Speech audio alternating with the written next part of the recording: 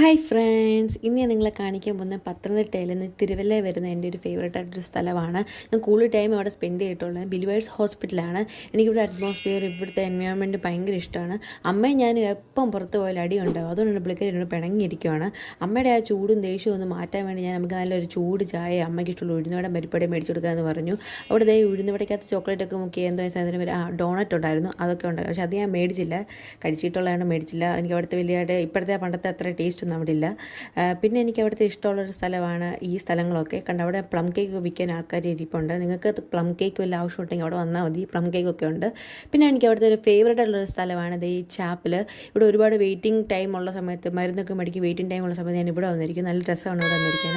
ഞാൻ വന്നിരുന്ന് പുള്ളിക്കാരെ എന്നെ ഉപദേശിക്കാൻ തുടങ്ങി. അപ്പോൾ ക്യാമറ പിടിച്ച് മോന്തക്കോട്ട് വെച്ചു. അപ്പോൾ ഒന്നും മിണ്ടിയില്ല. കുറച്ച് കഴിഞ്ഞ് പിന്നെ എന്താ പറയാൻ വന്നു, പിന്നെ ചിരിച്ചു അങ്ങ് മാറി.